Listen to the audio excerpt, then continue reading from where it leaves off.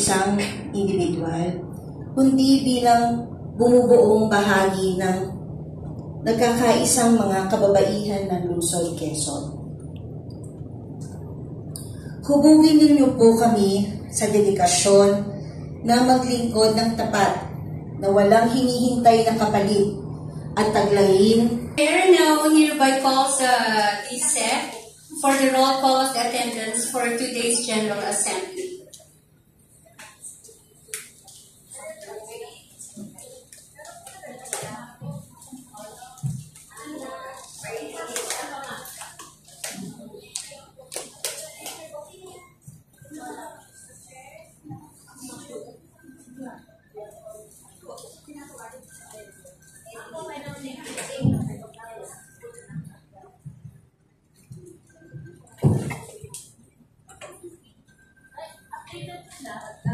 Pag tinawag po yung pangalan, tayo na lang po ay tumayo para po makilala po tayo ng lahat po.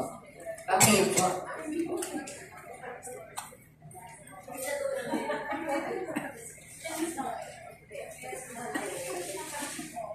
Sa mga gusto pong mag-dance sa ating Christmas party, pwede po tayong magsama-sama at sumayaw po sa Christmas party po. So, kanya-kanya na pong practice. Sayaw tayo, kawag. DSEC, okay na po. Sayaw. Sayaw tayo. Sige, sayaw.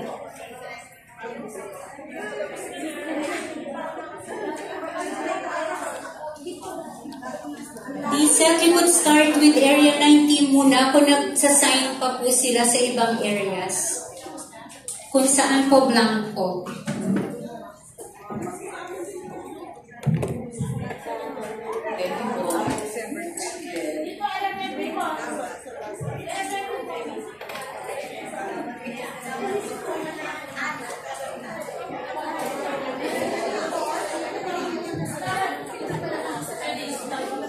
For Area 19, roll call.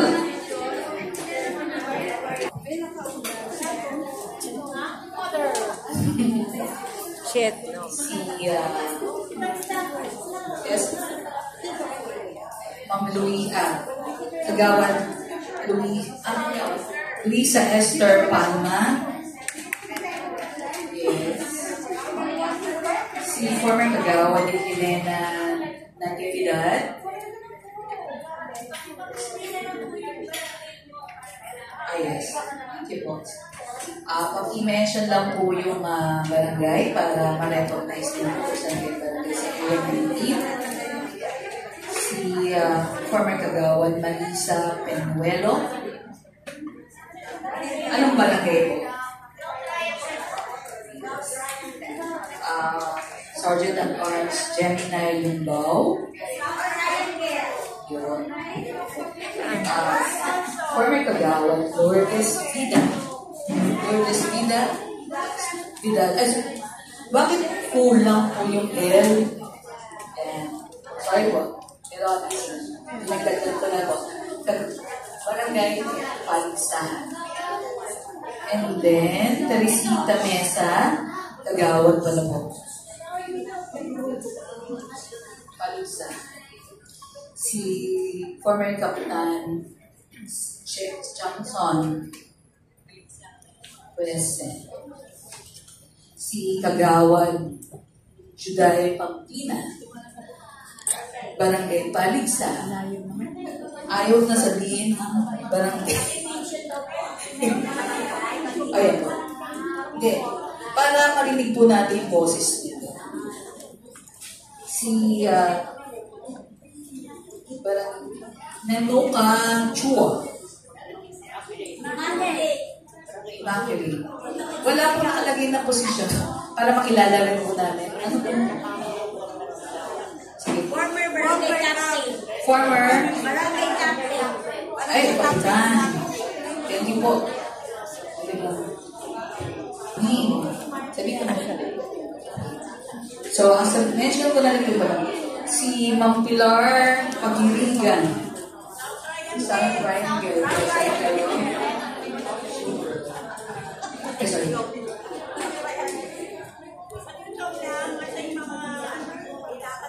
Then, Area 21. It's 12 sa Area 19. Then, sa Area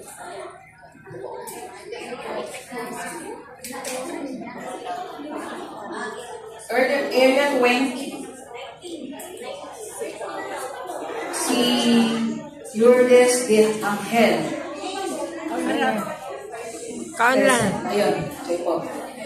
Gloria Osares. Nakapili. Mercy Dosel. Kawat Hilda Reyes.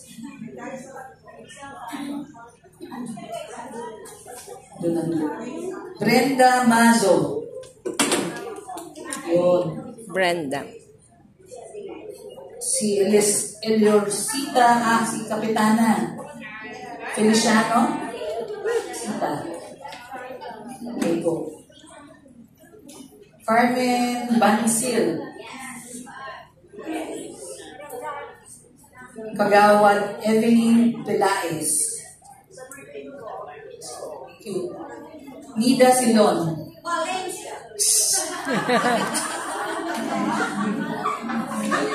Jean Bautista. Lydia Kilyogan. Tama po ba? Kilyogan. Nits Dordas. Next. Marites Janido. Kaon laran. Mercy Lapus.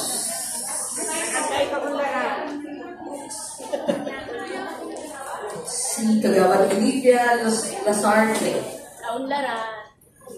Virginia G. Bingham. Sorry. Christine Hazel D. Kagawad ko. Hindi po ng family D. Maraming salamat po sa pakikinig panay. po sa amin. Di? Lenny Manlangit. Di daw. Family D. Morning po. Evelyn Balico. Then, Ana ay Kagawad Ana Moral. So we have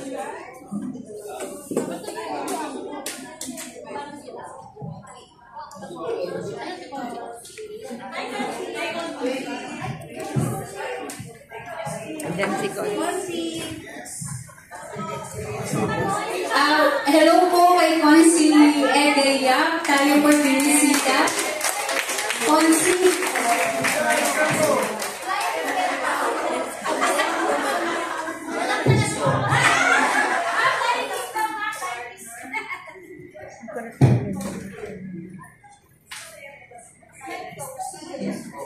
sabi ko po kay ang ganda sana all binibisita naman ang po. Wow, nakakakilig. Sige po, bisita po tayo. Area 21 naman po. We have sa Area 20 is 20 attendees po. So, Area 21. Auditor Nora Clet. Kagawad Melody. Osho. Marley Colyanan. Nida Borigay. Carmen Verdadero. Tama po. Verdadera. Ro. Evelina Maglaki.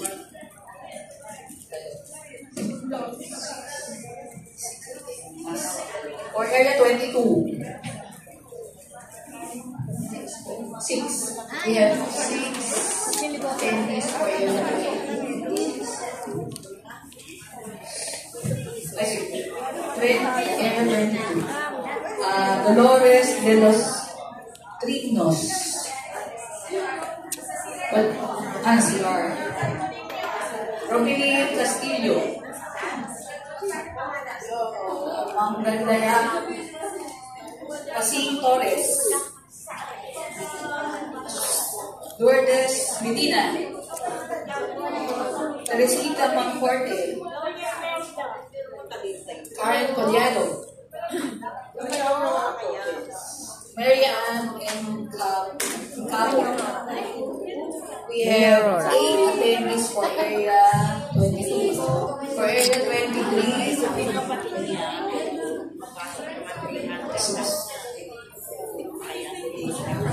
so, sa area 23 po, ay Kagawad P. Si Ma'am ay Kagawad Edna ko. Kagawad Nico. Nico. Kagawad Ruby Binalay. Juliet. Kagawad Juliet. Kagawad Lea.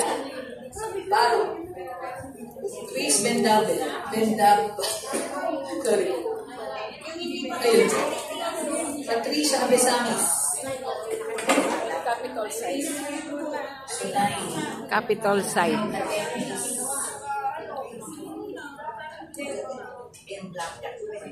And last, for area 24,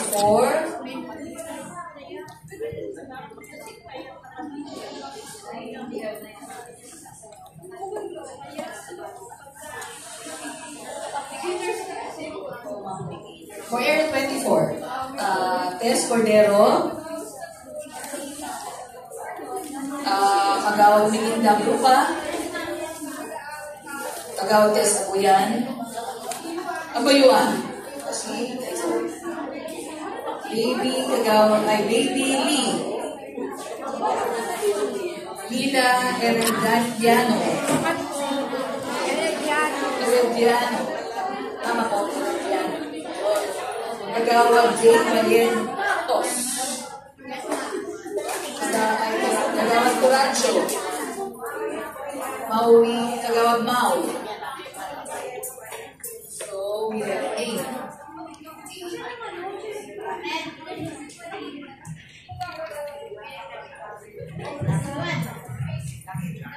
For area 23, hindi rin po yata natawag si Shane from Barangay Marcos, asawa po ni Kagawad Patrick Marcos. Yan po. Welcome po. Nasa yung member pala. Okay.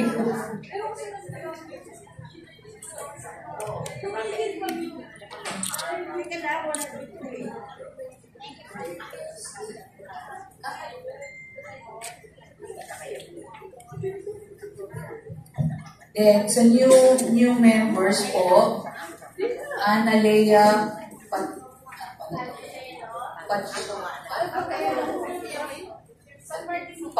Pacotero. Tapos Shane Marcos.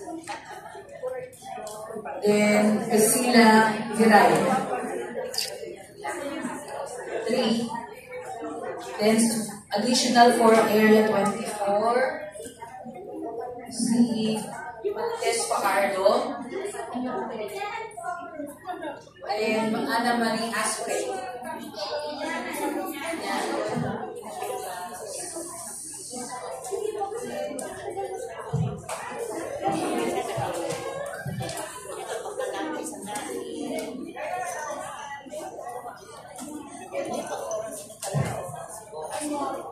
I-base na lang po natin dun sa previous attendees. Okay na po ba lahat? Hello? Ayan. So, ang attendees po natin dati ay 107. So, ang kalahati po nun ay around, sino magaling sa math? 55. Okay? So, with 70 attendees, I hereby declare that we have a quorum. So, papasa ko po muna kay VP Ganda para po sa ating... Kumain na ba ang lahat? Hiniba natin ang system natin ngayon na upon registration, inabot na lang natin yung food. Kasi we heard you, ayaw natin na nagugutom ang ating mga members. Ayan, sabi ko naman sa inyo, slowly but surely, i-improve natin lahat ng system natin, di ba? And maraming salamat for your presence on today's General Assembly. Marami tayong pag-uusapan. And I hope everything will be meaningful, fruitful para sa ating lahat. Marami tayong magiging insights, suggestions, kung ano man ang magiging flow ng ating General Assembly today. And meron din po tayong oath-taking ng ating officers today to be presided by our Executive Vice President, Ms. Menchi Medalla. On the way na po, actually nandiyan na po siya, may inaasikaso na for a while. But once dumating po siya, magsistart na po tayo ng oath-taking and then proceed to our General Assembly. Ayan, so, we're going close to December, so malapit na ang Kapaskuhan.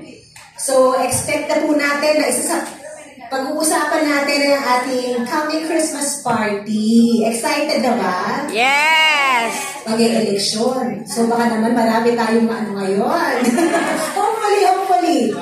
Crossing our fingers, magiging blessed ang ating Christmas party. I mean, with or without minimal, maraming mga prizes, maraming mga raffle.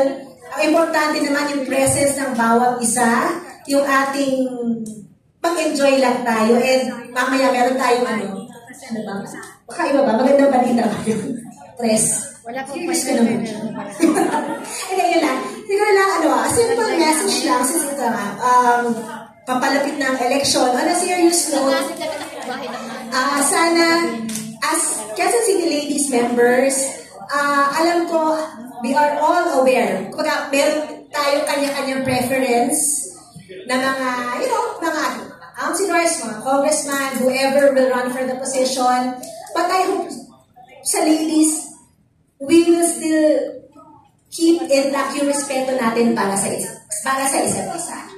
Iba-iba man ang ating mga pambato, but at the end of the day, ang importante naman is sino pa talaga yung makakatulong sa ating mga citizens, sa ating lahat, di ba? So, yun lang naman, sana walang mag-aaway-aaway. And wala namang mag-aaway-aaway dahil alam naman natin kung paano respeto sa bawat isa tayong lahat.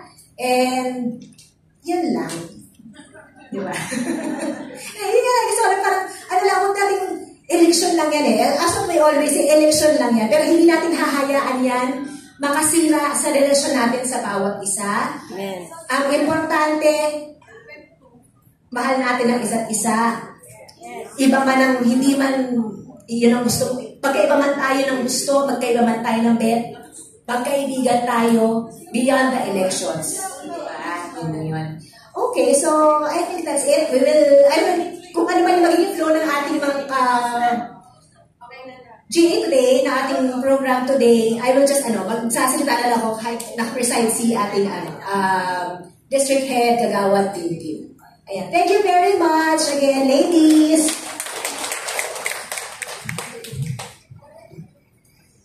Ay, sinulat ko po yung mga pangalan, no? Pasensya na po kung yung iba may mga mali ang spelling, o yung iba, kasi hindi po masyadong malinaw para sa akin yung ibang mga pangalan. And then yung kung kung may nagkamali po sa apelido, lang po yun. Proofreading oversight, pasensya na po. Yan. Page na po tayo, call to order. District Head, Kagawad Team Subitan called meeting to order at 2:45 p.m. and presided over the same. Invocation, the opening prayer invocation, led by former Kagawad Bonet de los Trinos, was offered with thanksgiving prayer for the continued protection of all UCLFI District 4 officers and members. Third, roll call and determination of quorum. In the absence of the District Secretary, VP Maria Dandaliac instructed Assistant District Secretary S. Cordero to call the roll, which was acknowledged by 107 QCLFI District 4 officers and members present. With 107 attendees, a quorum was determined. welcome and inspirational remarks. VP Gandayak greeted and acknowledged the presence of the general membership. She then gave her inspirational message and declared that she would later present the appointed officers and area coordinators to vacant positions for a better productive QCLFIT4. A raffle of simple prizes followed, which were won by 8 lucky ladies. Reading and approval of the agenda. Number 1 being unlisted force. Ang dami ng activities. Kakaingit nga po dahil under ng dati is very active. Pero very promising po ang ating VP na si Ma'am Gandayak. Okay? So, for the outgoing officers, for a job well done during your term, I know that you did your best for the co-op in order to bring it to where it is today, for its success and new open opportunities. You are those who's left behind. Let us give them a round of applause because they deserve to be acknowledged.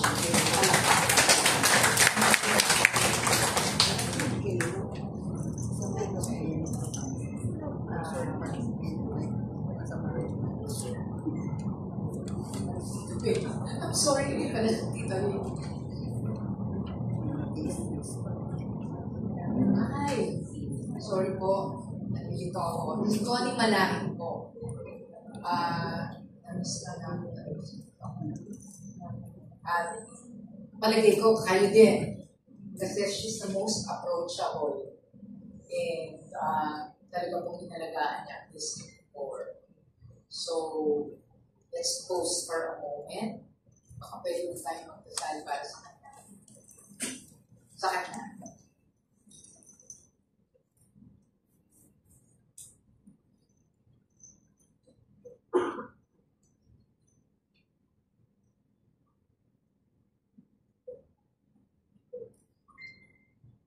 Okay. Congratulations on behalf of our President, Ma'am Joy Soto, and Mayor Joy Belmonte, to all of you, and thank you again for having me here today. And Soar High, Quezon City Ladies District 4 with Vice President Maria Gandal. Yeah. Now let's proceed with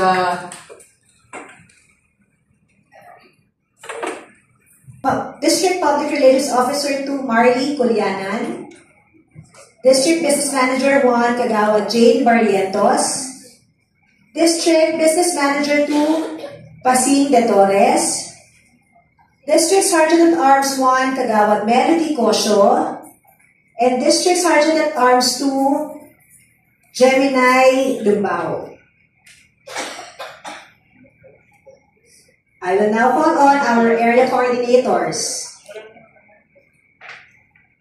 For Area 19, we have Kagawad Juday Pamplina and former Kagawad Chief Noma. For Area 20, we have Kagawad Lida Serion and former Kagawad Nitz Tordas. For Area 21, we have Nida Poligay. For Area 22, we have Kagawad Rubilin Castillo and former Kagawad Tess Conforte. For Area 23, Kagawad Inday Nico and Kagawad Ruby Vinalay. For Area 24, Kagawad Melinda Gruba and Kagawad Ali Garcia, who is not present today.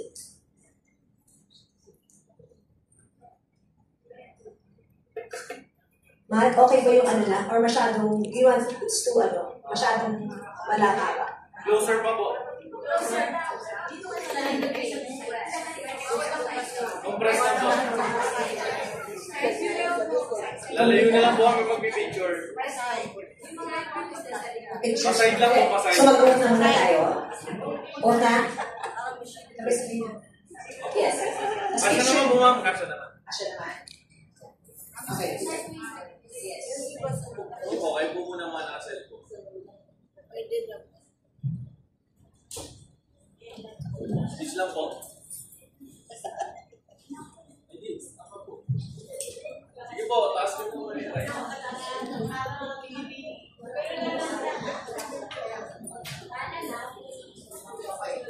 Kanunong pa sa kanukulan, taas ang ating kamay. Ako, magiging ang pangalan, na ihalal sa tungkulin bilang Presidente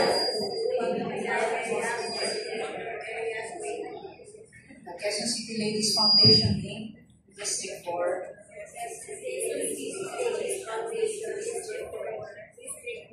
ay taimtim na nanumpa at nangangako na gagampanan ko ng buong katapatan at sa abot ng aking kakayahan lahat ng tungkulin at mga pananagutan iniyakang sa akin na igagalang ko at pagtatanggol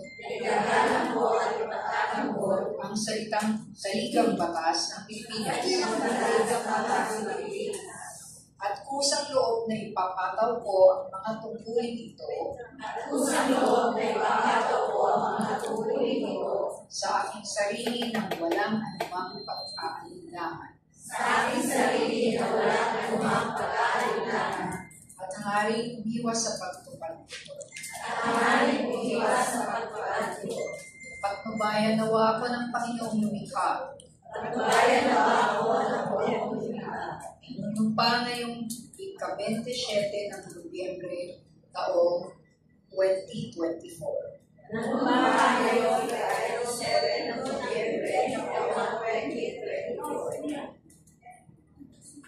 Congratulations.